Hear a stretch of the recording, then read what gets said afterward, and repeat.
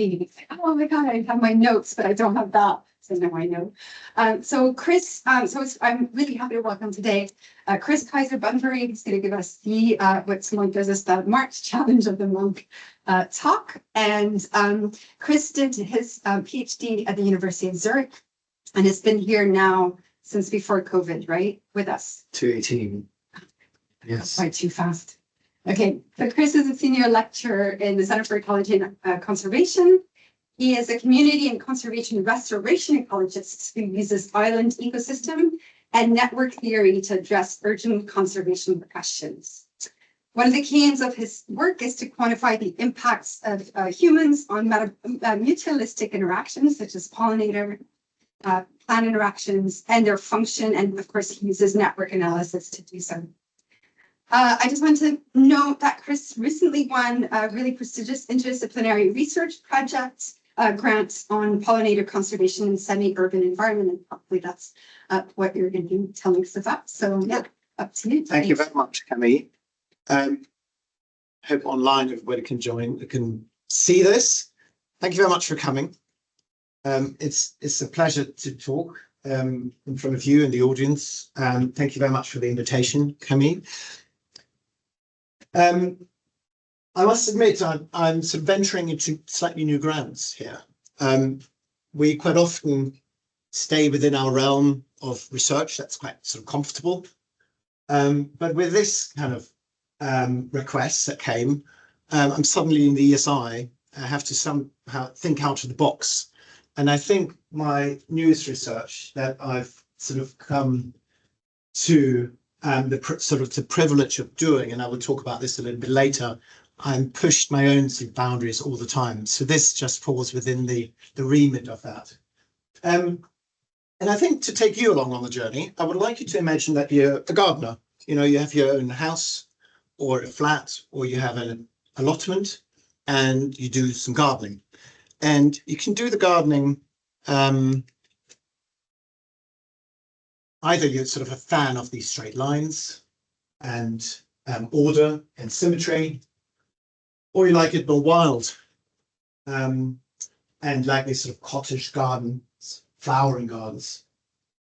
Well, for those who have little time, potentially, or have little space, or sort of like it neat, that's an alternative way of doing gardening, or you like it really wild. Any of those, imagine your preference. And I guess so when I was about 10, I got into gardening, and I was doing our neighbours' gardens to raise my pocket money a bit, and it was really lucrative. And I thought, why do people not want to stay more in gardens? And at the time, I think I really already sort of developed my love for gardens. And now, some 40 years later, I've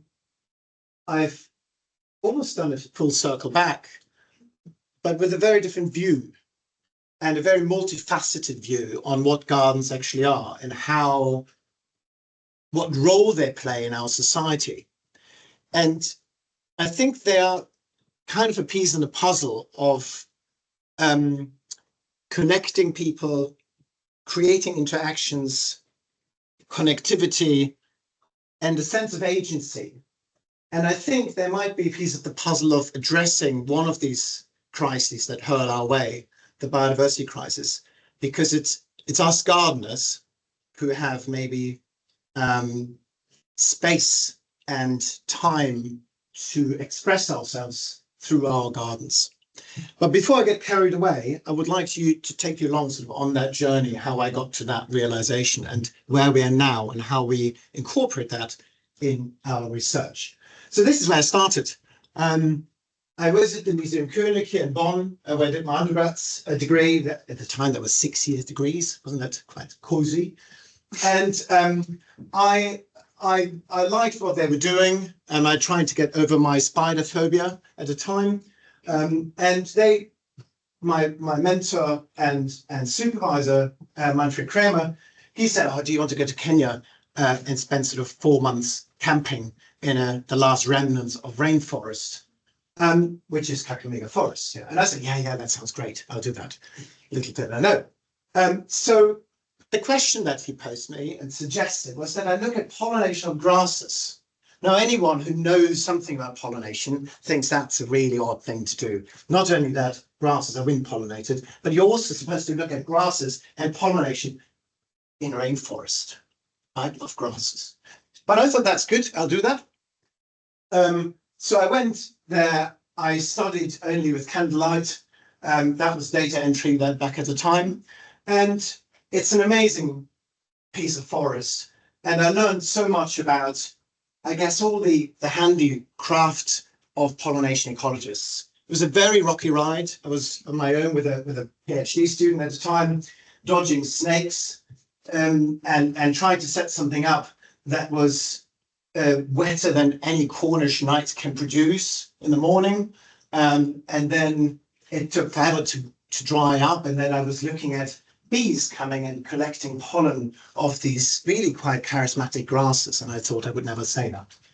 But that's where I think my love for pollination sort of set in. And also my realization of what pollinators are doing to our environment, how they create plant communities, how they navigate all of the different environments, the borders, the shadows, the open habitats, the forests, and how they're mobile agents that are driven by searching for food, while the plant on the other side is receiving the pollen and so reproduction, right? So I think that's where all of the journey started, and the key role that pollinators play in these communities. And then I thought, oh yeah, I really like gardening. So I applied for this PhD that says, oh, we restore communities in Mauritius, and do you want to study the pollinators on these communities? And I thought, brilliant, that sounds amazing. So I went to the West Indian Ocean, that's the island of Mauritius, and you can't see it under the clouds, but Mauritius is pretty hammered. You all know Mauritius from the dodo, because it's not there anymore. But there's other areas that have been nicely World Bank restored with here pine forests that can withstand cyclones to about 100 kilometers per hour. That means they don't withstand cyclones in a cyclone belt. But on the other side of that is a fence, and the fence was their way of gardening, I always call it. It's called a conservation management area, and Mauritius realized they were always at the forefront of conservation, and they realized very early on that we have a problem because our native biodiversity is disappearing, and to protect it from monkeys and pigs, we need to fence it in. And then they restored these communities over years and years and years. Big groups of teams, restoration teams, went in and cleared these areas into a state that was recorded by the first settlers that arrived there. And they described these communities as upland, quite open, heathland communities. So these are heath. So what we have is heather here growing quite low on islands, becomes woody, and it grows into these communities. Now, this is what the rest of the island looks like. And you can't see it, but it's sort of a cine, sort of a mix of greens, and it's all invasives, mainly guava, completely overrun these communities. And then occasionally you see something poking out, and that's the remains of the native vegetation. So by clearing out the guava and clearing out all the ferns and so on, you get these open, restored communities. And I spent about 2 years there studying plant-pollinator interactions, but this time not looking at one plant and one pollinator species, but looking at communities and how these communities are changing. And what was fascinating is really that just by looking at the colors and the width of these are plant pollinator networks. At the bottom of the bar is always in dark here when red plant species, and the colorful lines on the top are the pollinator species. And the lines show the connections between the two. But what we can see here is that this way of gardening, i.e. removing all of our invasive plants from this and managing these communities in one way or another, creates much, much larger networks, many more species of pollinators, many more species of plants, and the plants that are there attracting many more pollinators.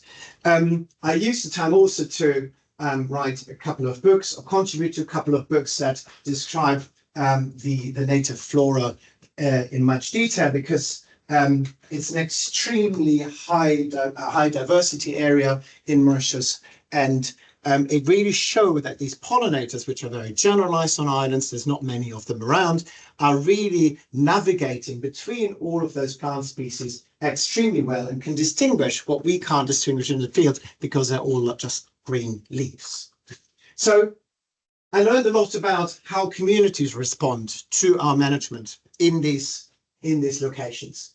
And what I wanted to understand really is how that pans out over time. So if we look at a snapshot, and that was this one is a snapshot, it's a cumulative network over time. But if we take this apart and if we look at what happens when we remove species or add species to those communities, they are changing and they're responding, and they have sort of knock-on effects. And I used two sort of approaches. One was really reviewing the literature that's out there. What do we know about restoration on islands? What do we know about the management style on islands? And how does that affect plant-animal interactions? And that's not only pollination here, but it's also seed dispersal. And lizards play a big role on islands on seed dispersal and pollination. But I've also ventured into the more theoretical background of how communities can be described with network theory. And that network theory uses it uses descriptors on different levels to express dynamics or the architecture of networks. Now, the reason why we do this is because if we look at this graph, you can't decipher any patterns. It's very difficult to see what's happening with these communities. Now, if we put this into numbers, we can see what happens if we change our management style, if we change the communities in some ways, and whether then we have a knock-on effect on other species in these communities, right? So standard community ecological dynamics and tools. What I've shown here, and I don't want you to sort of go into much detail here, but what I like to show is that this is plants on the y-axis and animals on the y-axis, and these are animal extinctions and plant extinctions. So if you plot secondary extinctions, so when we remove plant species, what happens to the animal species that rely on those plant species, and the other way around, if we remove pollinator species, what happens to the plants that rely on those pollinators? And we can see that up to this point, most of these communities that we've collected qualitative data. So that's data on species richness, so which species interact with which. And we get an idea of what sort of this secondary extinction looks like. There's different extinction scenarios that we model. Don't worry too much about the different curves here. These are just sort of removal dynamics of the strongest, weakest, and by random interactor. But what we can see is that we add quantitative data, which is much more difficult to get, we suddenly get a very different picture. And that's obviously what happens in nature. So this made me realize that we need to stay as close to nature as possible to understand dynamic processes and the knock-on effects of removing certain pollinators or plants in the community, and what the secondary extinction processes are for the other species in the community. Now, I guess at the end of that phase of sort of postdocing PhD work, I realized three main things, and I would like to take those three main realizations forward. First of all, that plant pollinator communities are excellent model systems. So we can collect that data, they're very dynamic, they change over time, they're responding to tweaks in our system, and maybe they help us understanding theoretically, but also quite applied, how communities respond to pressures and stress. I also realized that network theory is very powerful, but often overlooked in conservation, because conservation ecologists and practitioners feel that this is all far too complicated, right? So it's probably our fault in part, right? As a network ecologist, is about how you communicate results. But on the other hand, there's also time constraints and sometimes translation constraints. And I'll talk about that in a second. And then the third thing is that really the conservation of pollinators are critically important. And this all happened against the backdrop of reported pollinator declines worldwide, right? So I'm trying to understand how communities are changing over time, how they respond to stresses, and at the same time, papers come thick and fast about declines of pollinators worldwide. Now, there's a lot of criticism. There has been sort of some teething issues with that argument, but I think we now know pretty well that even if you go through across the fields, that we have far fewer pollinators around than we used to do, or insects in general. Now, this is a really famous study by Simon Potts and colleagues. Britain on the left, the Netherlands on the right. These are colored, showing the species registers changes here from no change to right. Red is all a decrease and blue is an increase. I think what we can see here is that different areas show different responses depending on the country. But there's a lot of red in there. There's a lot of dark red in there, suggesting already in 2010, with the data that we had available, that there is a big decrease. And there was this study here by German colleagues in Hallmann et al. That looked at biomass, very indiscriminate, and just sampled over time. And they realized that biomass decreased, and look at the scale here, it's a log scale, decreased by 75% between 1990 and 2015. They also looked about the seasonal change, and you can see the seasonality is included, but you can see the overall massive drop in the number of biomass, or the amount of biomass that is around by insect biomass in general. And then more recently, this famous CH study looked at the decline in pollinator insects in Britain. Most trends go down, but there's a bit more specificity in these patterns. And this is upland plants, upland areas, hoverflies in southern areas. These are the two bottom lines here. Then wild bees and hoverflies in southern areas, and the wild bees and hoverflies widespread, generally declining. These are occupancy data. So the backdrop is we had a pollinator crisis, like the biodiversity crisis in general, reflecting that in pollinators, and we have these quite considerable decline. And if we look at historical data, we also see that it's not often about numbers. It's about the way that pollinators serve plants and are pollinators and deliver a function changes fundamentally. That's a really cool study by Zoller et al. She's a PhD student in Germany with Tiffany Knight's lab. And this one here is a specialization index. The higher the number, the more specialized your interactions are. That means you're having a lot of different species in your diet. That could be either for plants having a lot of pollinators, or for pollinators feeding on a lot of different plants. And you can see here that the past data shows a relative peak here of specialization of these groups, bees, flies, and moths, in about 150 years ago in a high Arctic area at around 0.75-ish.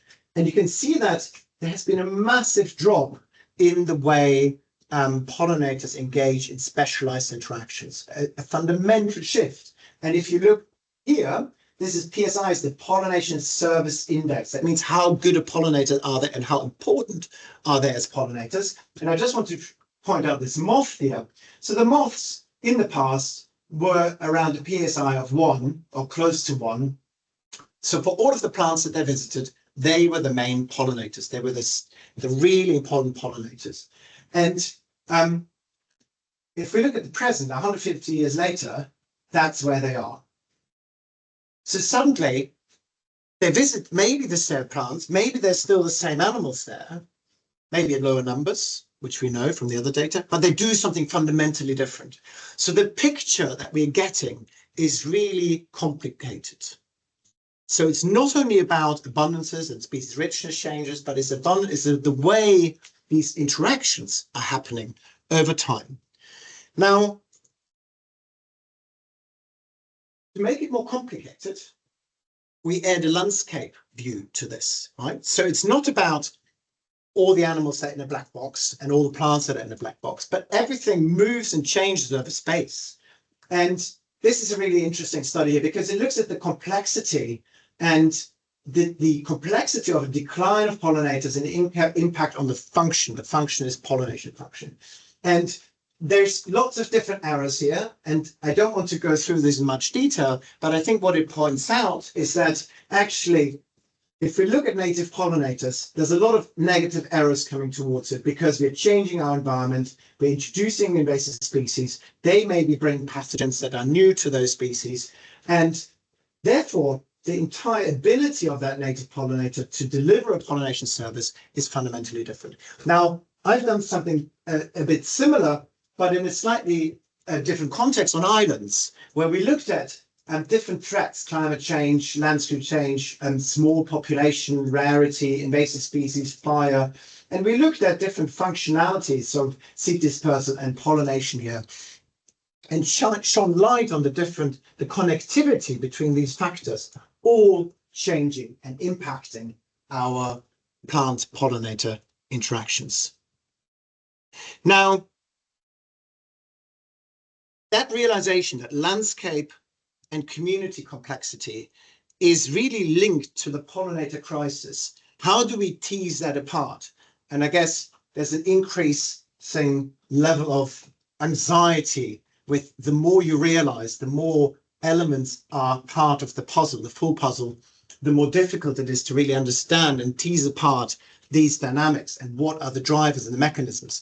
And then you have the theoreticians telling me that they can't predict any interactions, right? Because it doesn't work, because there's too much random pattern in there. So then it gets really quite stressful, because you realize that you know where you are and you want to way forward as a scientist to try to identify the mechanisms that drive this. And the only way I could do that is by sort of thinking, okay, so how do I address this complexity? One is an experiment, right? That's what we would do, and try to tease apart the mechanistics. And the other one is maybe to give a conceptual paper, trying to think, okay, how do I want to drive this field forward? And that's what I did. So I wrote these conceptual papers together with Nico Blutgen, and we sort of teased apart what, in terms of network characteristics, are important in an applied context. So if I want to study networks in communities, interactions of plants and pollinators, and I want to understand that, maybe we can give practitioners as well as us scientists a guide to what to use and how to use that.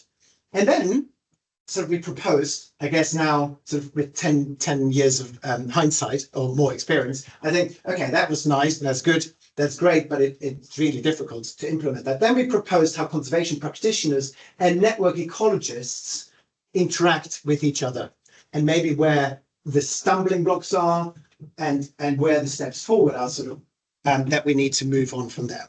So that's one way, the conceptual way. Now, the other way was, I designed a large-scale field experiment, and that was challenging. Between getting money for this and actually publishing is about 10 years time.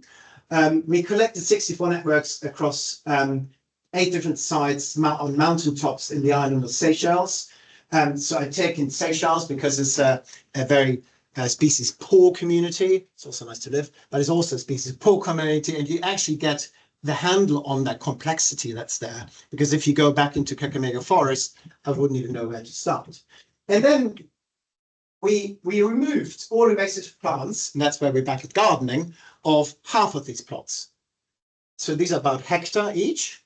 And if you cut down, we cut down 820,000 plants in these 4 sites. And the other 4 we left unrestored. We left them as they are. So all of these networks here on the left, they're from the sites that are restored. And all the ones on the right are the ones that we've removed we've left the invasive plants in there, and they're invaded. So you see, for example, this big red bar here, that's a plant species, the cinnamon. Our cinnamon spice that we have in our cupboards is an amazing plant to work with and to have in the forest, but it's extremely attractive to pollinators when it flowers, and when it flowers, it really changes the dynamics in these interaction efforts. So I went out there, did this massive field experiment, run myself almost into the ground and collect the data not only on these network structure, on the patterns here, but also on fruit set, which is really a representative sort of parameter, a variable that records the function properties or how well the system is functioning. And what's really interesting here, again, restored, we have this is the fruit set, so how many flowers develop into fruit. That's fruit set, so 1 is all the flowers develop into fruit, and 0 is no flowers develop into fruit. And you see on the restored side, we have, in terms of visitation rate, the whole gradient. We have more and more visitors coming, adding to our fruit set. On the other side, on the unrestored side, we have pollination limitation. We have a reduced overall fruit set, significantly reduced fruit set, as low visitation rates, and actually there's not the pollinators there to visit them at high rate anyway. So there's something really impactful here that goes on that removes the ability of pollinators to find flowers at high rates. They come along, they bundle along, they find the occasional flower, but if we're looking at increasingly visiting those plants, that is sort of dropped off there. I just wanted to show that when we restore these communities, when we manipulate these communities, we see not only a change in the way the structure works here, and I don't want to bore you with all of the detailed data, but that's fundamentally changing species richness and other networks metrics, but it also changes the functions. So I had a bit of an understanding what's actually happening with these communities, because we realized that restoration affected pollination positively. So I can manipulate a community to change pollination. We strengthened ecosystem function and resilience relatively quickly. So pollinators move around and they change their foraging behavior, and we have a relatively quick positive effect. The network structure is actually showing what happens in terms of functionality of an ecosystem. We have a strong indication for successful sort of restoration trajectory, and we also verified that these plant pollinator systems respond a little bit as they're predicted by theory. So we can rely on theory to guide our way of deriving predictions or producing predictions for future studies. Can I ask a question, Chris? Yeah. Oh, good. Sorry, I was just wondering, so what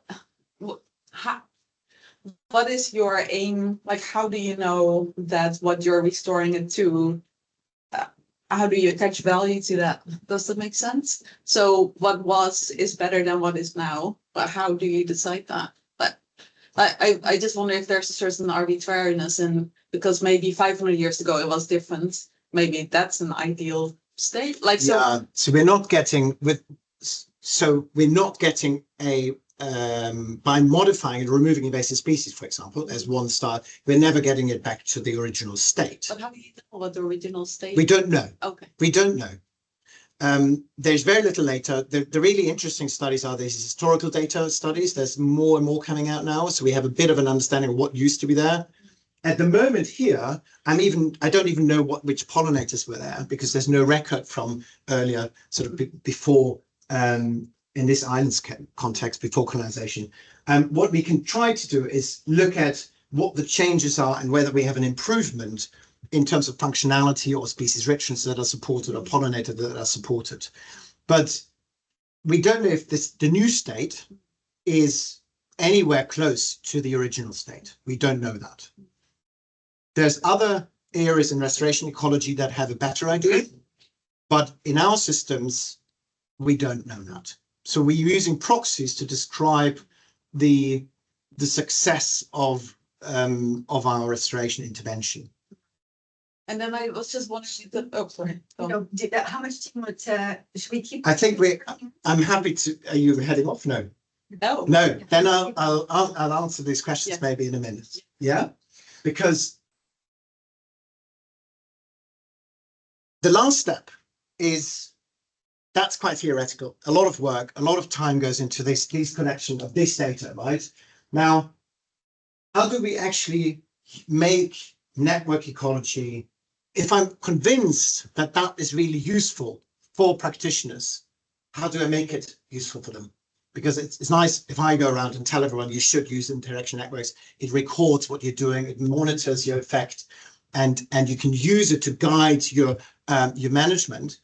How do I do that? And so I've teamed up with Julian and Benno Simmons, who's also in the department, and Julian Song is now in California, and they're computer biologists, something I don't know very much about, but they sort of proposed, and Julian has worked with that as a PhD and then postdoc, a system of calculating persistence of these communities. And they've developed a very, very nifty way of saying that whatever we record in what's called sort of motifs, there's subnetworks, little, 3, 4, 5 species subnetworks of this entire community, will tell us something about how persistent the community is as a whole. So what they're proposing, which I found the first time I sort of heard quite preposterous, actually, saying, oh, you don't need to go out and spend 10 months recording all of these interactions, but you actually know only 5 species, interacting them, recording for a week, and then you know what your community's up to. Now, I've studied that in detail, and I said, let's apply this to the network data in the Seychelles, and that's what we did here. So they said we can take a 6-species network to predict the state of an entire community, where the community goes in terms of persistence. And when this is applied, this is month from September all the way to March, is the flowering season. The green line is the restored, the orange line is the unrestored, and these are Z scores for the distribution of these subnetworks in our community.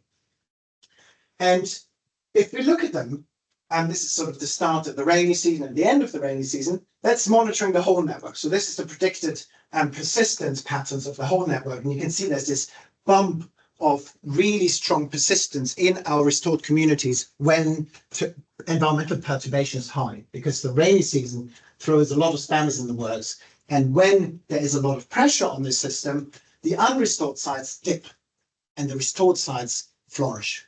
They come through that really well. Now, we see when we only take 6 random species out, it's actually the same pattern, right? Someone should have told me before. But it was amazing to get this out, right? And we've since tested that, and we're running another way of looking at what invasive species do to these communities.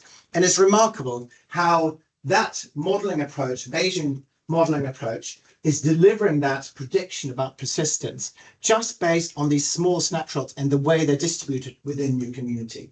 So maybe that's one way of saying, okay, you don't actually need to spend all this time in your community. You can actually take snapshots, send it off to a collaborator, and they will tell you whether your community is actually developing, changing towards a more persistent state or a less persistent state. Now, let's take stock, because that's more about my own research in the past and where it has got me to this point. So pollinators deliver critical ecosystem functions, pollination, and they are in decline globally. I've shown that. Pollinators are mobile and they can respond to perturbation by changing foraging patterns. So they're quite quick to respond. And that's what we need, right? Our crisis is always a step ahead of us. We need to be able to respond quickly. If we only look at species numbers, population metrics, we're not getting anywhere, because by the time we identify the problem, is often too late. So maybe pollinators, because of their agility in their system and their responses, are really good in doing that.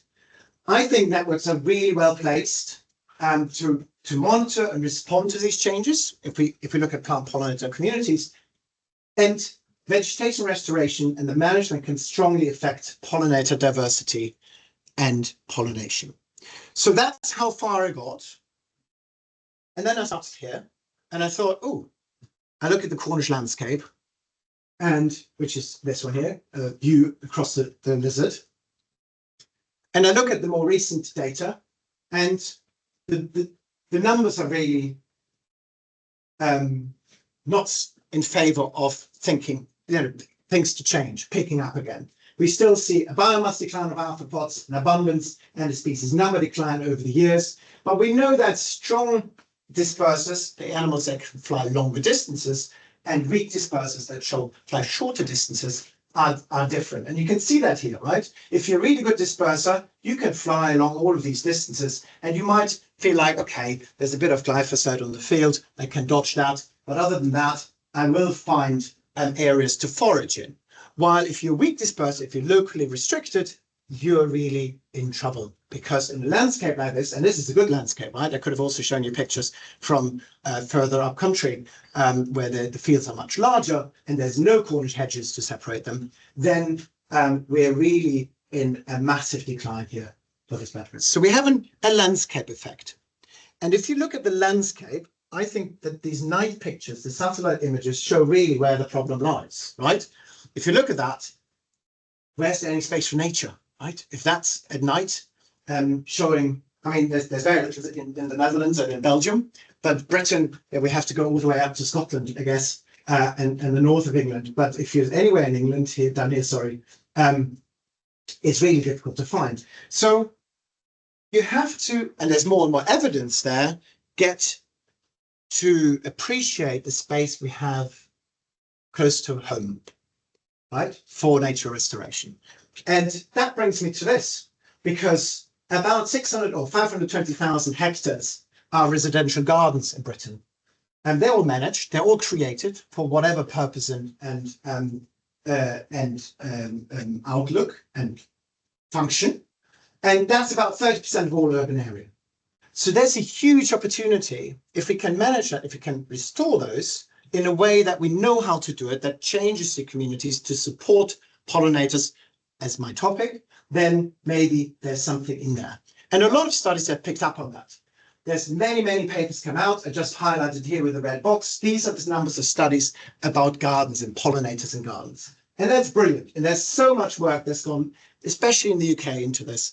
And that's really helpful because you can try to understand and navigate your thoughts. Now, you come up with something like this then on the other side, right? You drive through residential areas and you see this astroturf gardens. So what is a garden? Is that a garden? Is that a multifunctional space for kids to play on? Is that because you don't have time, because you have a lot of other trouble? What is that? And what is that a sign for, right? Is this a sign for dysfunctional relationship with nature? Or is that just because someone else has a very different attitude towards that and think about, I need maybe my garden to be something very different than what I thought my garden should look like, right? So that's a challenge. Right? The challenge is really how do we enable engagement with other functions and purposes of gardens? And it could look like this, right? It doesn't need much to make it look like this. So for the second, much shorter part of my talk, I would like to introduce you to how we're trying to address this.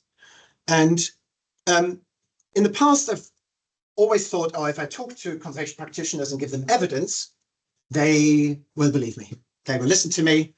Little did I know. Then I came across, obviously, David Attenborough says this all the time, right? If you see my kids watching David Attenborough, there's a different connection than when I show them my graphs.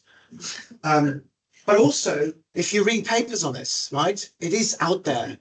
We cannot convince people without these three main things. And one of them is, well, the three things. It's empathy and narrative and nature positivity. It doesn't help in my classroom if I go doom and gloom in my conservation and biodiversity lecture. You need to have a positive outlook because that enables you to engage and to feel a sense of agency. And you need a narrative and some empathy. And I was working with the Eden Project at the time, and I had students sort of going and studying sort of how botanical gardens help us maybe conserving pollinators. And there I came across Daisy Ginsburg and her Pollinator Pathmaker project. Daisy is a fascinating person. Over the last 2-3 years, we talked regularly and discussed. She's an artist based in London. She is the designer and founder of Pollinator Pathmaker.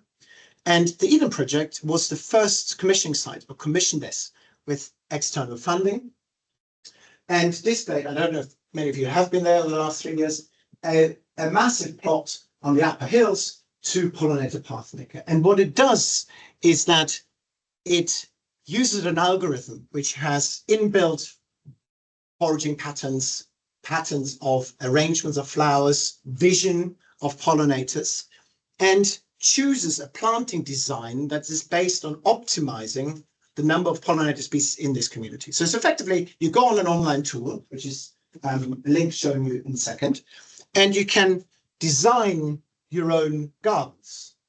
And they look like this, so they're living artworks. They're really beautiful in life. Show you another few pictures in a second.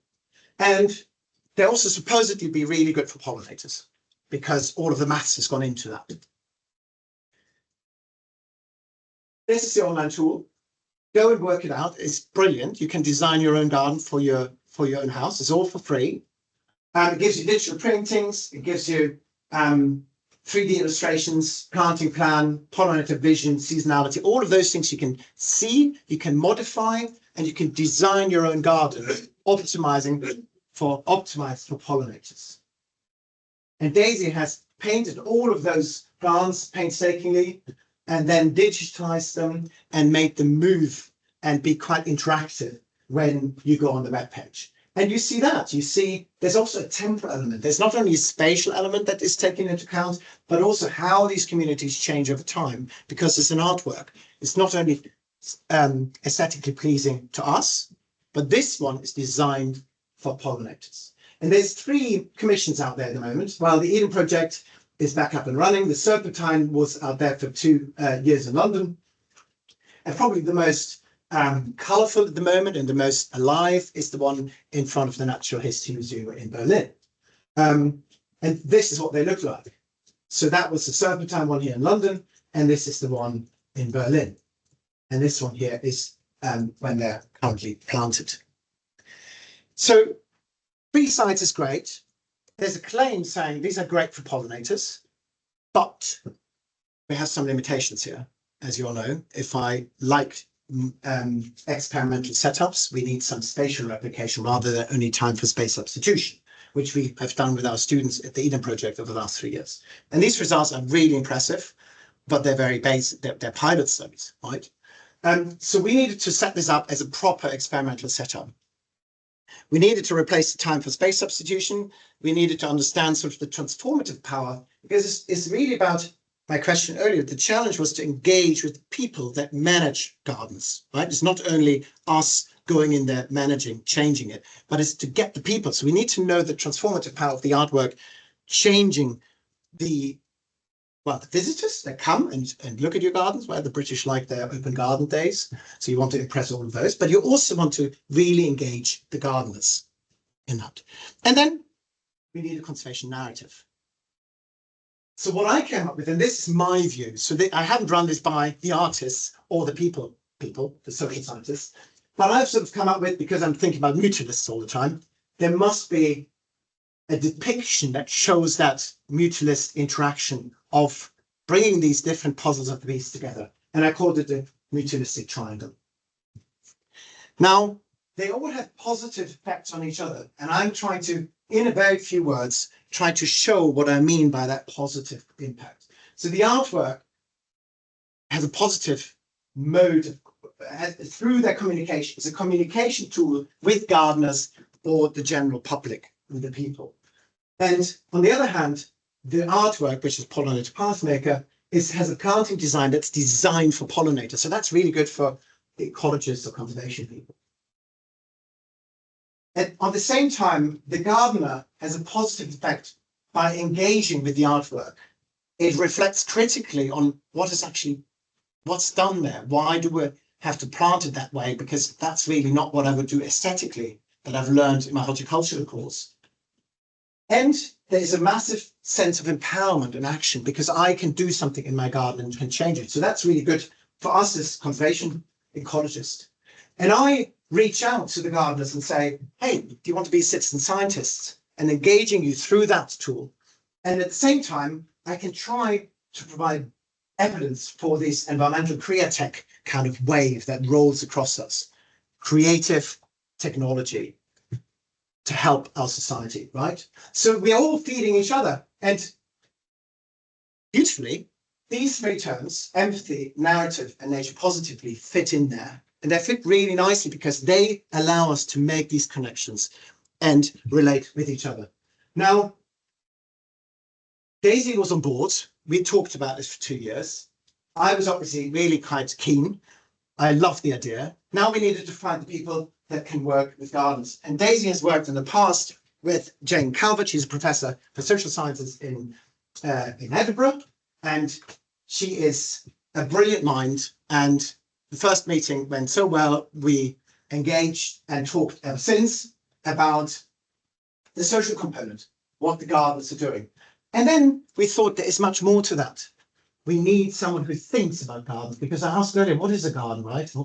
How do we connect as people to gardens? So we took the philosopher on board to make the whole story. And we came up with the sense of visions, or a sequence of visions, conceptualizing a relationship with non-human worlds, contributing to novel conservation ideas, bringing those together. We inform this environmental career tech. We explore relationships between humans and non-human nature. We change the focus of art and technology to pollinators, potentially, not always focusing on us as humans. We improve artwork for the conservation practice and challenge traditional philosophical perspectives. Now, that all comes under the umbrella of interdisciplinarity. Where do we go to find money to do that, right? We had the idea, we had the drive, we had the energy, and then suddenly the Cross Research Council responsive mode came up. A year and a half later, here we are. So we were lucky, we were very successful, and we sold this as a project, and that's Camille mentioned it earlier, and it's extremely exciting to get this off the ground. Now, I haven't done any of this, I must say, but there's been an amazing team of people that helped us to address, if pollinators designed gardens, what would humans plant? And these are the main two questions. So how can living artwork conserve pollinator diversity in limited fragmented urban green spaces? And how can this artwork empower people to engage with nature positive actions? We are halfway through the first phase. This is the village of Constantine, where we identified 17 pollinator pathmaker gardens and 17 control gardens, because that's our experimental site, and we proper have now replication in this site. We ordered some 4,500 plants, and the team was trying to organize those plants, repot them all in the outgoing of the winter. Really difficult time to get plants growing, to get plants ordered, to organize, to stick to that time schedule. And then what we do is we went to, I said they went to these gardens, stripped them down, put a whole lot of compost on them, and then started using this planting design here to arrange the flowers in a certain way and plant them out with the community. These are the owners of this plot of land. They're the gardeners. They're involved. They're engaged, as we see here. And there they are, really proud. They have their little patches, either at 4th Street or the Cast Drive Pie. It's amazing to see. Growing is already much, much denser now, or in a beautiful big cottage garden, a bit more hidden away, but equally engaged and proud of what they've achieved. Now, what do we do now? We try to practice interdisciplinarity. We collect data, pollination networks, spatial networks, and social networks. This is not only about me going in collecting plant-pollinator interactions on my team, but it's also about following bumblebees that we're tagging around the village. So we see how they're connecting spatially all of the different gardens in the village.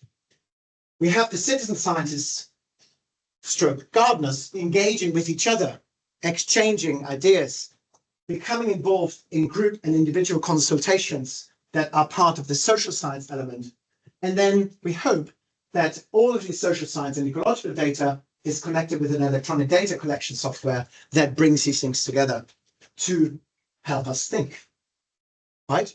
I don't know if John Dupre, our philosopher, will quite take this pose, but Plato did at the time, apparently, and that's when thoughts are coming to you. Now, the outcome I just want to revisit, because we don't have any outcome. We're in the phase of this is all set up. We are ready to go almost. But I want to revisit this and only leave this here because I've gone through this before.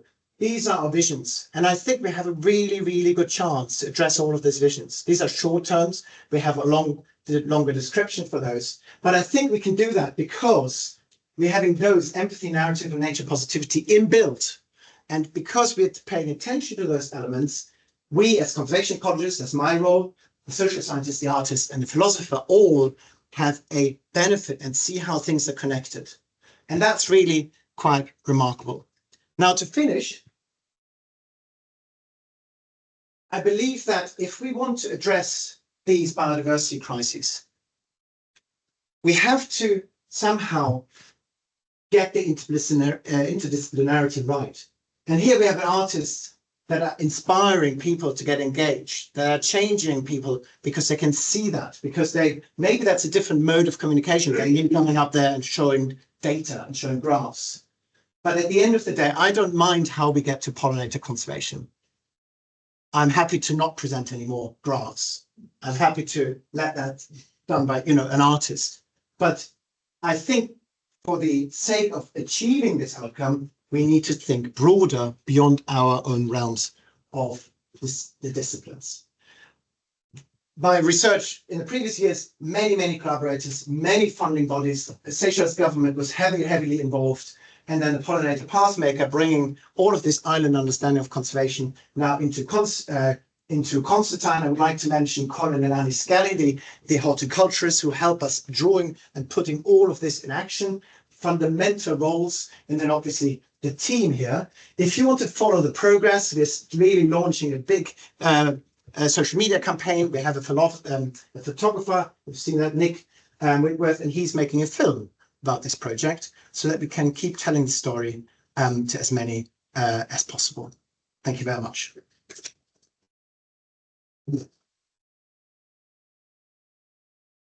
Fabulous talk. Can you come and do my garden? Amazing. Yes. Okay, we have 5 minutes for questions. And you can take questions from online as well if you want to write the question. Yeah. John. Oh, that's right. Yeah, so a lot of people that really fantastic project. A lot of good stuff on Ireland and Seychelles with people out removing non-native species. And I guess there's been quite a lot in the literature about elves and non-natives and the comparative benefits of natives. Wondering if you're addressing that question or what your thoughts. Sorry, you just got me on my lack of multi-focus.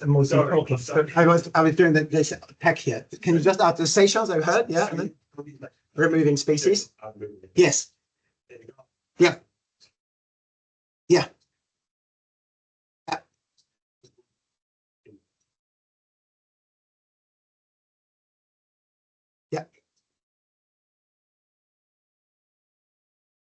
Yeah. So Daisy, in her choice of plant species, the palette, they're only natives and they're native variants. And she took a lot of care about really getting the plants right. That took years, I think, with Colin's help. So the plants that we are bringing out, they're all native. My personal opinion is that Britain is at a state where we can't afford only using natives because we've modified the landscape to such a degree. We've created the soil that now can not only take natives, we need to use the space more efficiently. So there's a slightly different approach to my island approach where I'm really, a warrior against invasive plants, right? Not necessarily all introduced plants, but certainly those that are invasive. And I do see it similarly here, but I had to learn my lesson. And I think that requires a more sort of subtle conversation about the benefits and the disadvantage of that. This particular is all based, designed, pollinator pathmakers is all designed on native plants. Yeah. Great. We just have one question from. Hey, Leah. Go. Hi, Chris. Great talk. I popped the question in the chat, but it's probably easier if I just ask it. Yeah, sort of basically, when I've tried to sort of model species responses to environmental change, I've always kind of bracketed the biotic interactions and the too complicated to handle camp. But then actually what you were showing in your work is there's quite easy ways of perhaps characterizing all those interactions, only selecting a subset of the species. I just wondered if you had any more thoughts on that. What's the kind of, how do you go about selecting those 6 species or however many it is that you can basically get a handle on the community with? So there's 2 answers to this. The first one is I would select them by being the most. So we know from previous research is that there's a long tail of lots of singletons. That means a lot of our interactions have only observed once, and they actually don't characterize the way the community is shaped. From a conservation perspective, I'm interested in singletons because they might be really rare. But from a network perspective, most of the structure is actually in the first 3, 4, 5 species. So you could pick those 6 species out of that pool. But I was told by the theoretical minded people, more theory facing people, the computation ecologists, they said that it doesn't really matter. You can take them at random, which we have to test still. I guess that requires computer power. So I would, as an empiricist, I would go into there and would probably take 6 interactions of the most character forming species in the network. We'll go to Jeremy and then we'll come back online with Angela's question. Jeremy. Yeah, thanks. Yeah, when you were talk, I was just going to ask you something about the second bit. Yeah. So I'm just wondering things like things like the pollinator pathway. Do they take into account anything apart from flowers? There's, for example, bees, for example, have the nets somewhere. Yeah. So it doesn't. It doesn't, and we deliberately circumvented that in this particular case. We have Constantine probably, and they are all set in the same environment. We haven't modified any of the environments around it. We haven't changed any of that because we're not only looking at bees. Maybe the signal might be less strong in bees, right? Flies, but I guess all pollinators require more than just flowers. In this particular study, we haven't looked at that. Yeah. So just to say that effectively, no, it's not been taken into account. I was asking about because in the garden you do a lot of digging. Yes. Yeah. Don't like the digging. So my rationale how I overcome this problem is that I say that the gardens are relatively close to each other, right? And we are not looking at population changes and dynamics. We're looking at how the pollinators that are all the same across the community move to forage. So we're making a choice experiment, roughly, right? And that doesn't tell us anything about the soil conditions, because the soil conditions in the neighboring garden might be great, or not, right? But what we wanted to see is how are they attracted to these gardens and the resources that we're creating, forming. They have line patterns, they have bold patterns and intricate patterns, and that, in addition to the diversity of species at a given space, so the density, a relative density, that's what drives the choices of the pollinators in this particular experiment. Yeah. Apologies, we're just going to run over a tiny bit. Sorry. Angela has a question. Can you tell us more about how you plan to or are enabling the interdisciplinary interactions in the new project? The interdisciplinary interactions. So apart from me talking to the social scientists and being constantly puzzled, so we have social scientists here. We have Molly, who's leading as postdoc the interactions. So there's different ways. One of my way is that we want to record all of our data, the social science data, the citizen science data, and our expert data all on the same electronic device, which already cross-cuts across the different we're not having to change, we're not needing to integrate differently with the different parts of this research. That was very important to Jane, for example, coming from a social science perspective, because normally these kind of tools are more common in our work, in the ecological work. We are engaging the gardeners as citizen scientists. We train them at the moment in the ecological methods. That means we're taking the people that are interviewed, that we are monitoring about their social interactions in the group and within the community, and their engagement with nature. And we also give them the tools to collect data on nature. And then we compare that with the data that we as experts collect. And we will hopefully get some insight about how citizen science data can create similarly structured pollinator networks or pollination networks. So these are just two ideas. I can probably expand. There's a few other ways how the artist is getting involved. So for example, we're working through the arts community Constantine. We're having at the moment 3 different arts projects, sort of tailgating on that particular project, and where we're trying to engage people to look at gardens differently. We're taking students from Falmouth University out to paint those gardens. So we're trying to make that link between, oh yeah, I'm hosting people to paint my garden for the gardener's perspective, as well as then the experts collect the data in between us and working on the same tool. And so we hope by making these links, we sort of, yeah, we create a network of connectivity and interactions between the different disciplines. I hope that answers your question, Angela. Great, thank you so much. I'm really sorry, painfully aware that we run out of time. Sorry, Julia. I don't know if anybody has to rush off. Please go ahead, and otherwise we can listen to the next question. Sorry, I should hear about this.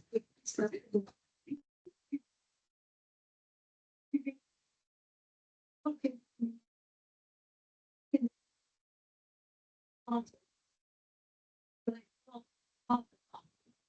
Yeah.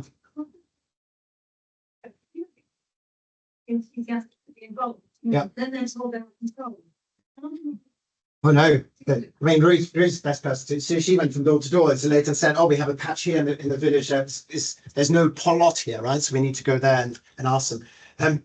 So maybe to answer this. So there's two answers to your questions, I think. So the first thing is saying there's a lot of people that want to be part of the project, but don't want to have a pollinator pathmaker garden made in their garden because they love their garden. Right? We have people that literally have a registry of all of their plants in the garden, or they're maybe too much time, but also obviously a lot of engagement. But we have also gardeners who say, yeah, you can do with my garden what you would like to do with it. So we have a whole range of people saying, I really want to be part of that. My garden is great. To also the convincing power of Ruth going from door to door and saying, do you want to be part of this project?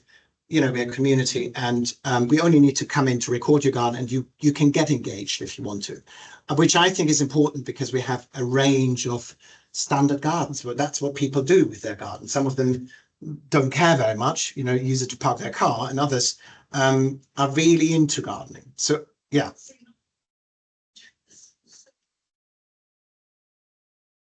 So there wasn't an a priori selection of who can be part of that study based on their social engagement with their garden. Molly is trying to quantify all of this at the moment and before it starts, to get sort of a level playing field. And then we'll see how it goes after engaging with their gardens over the season. The second question, that's a more technical answer, is, I mean, maybe we can talk about the details, and maybe we actually need to ask you for your opinion there, because we have to follow the hierarchical sampling strategy, right, where we make choices. And I think the most important choice is the number of plant species that are present, because that is defining how many pollinators are coming to the different plant species. So as long as we keep that across all of our control garden relatively the same, within the delimiter of 15 square meters, right, to account for density effects, we record those and put them into the models. I think we have a comparative playing field there, but it took us a few hours to work that out. So much, Chris. That was a great talk. Okay.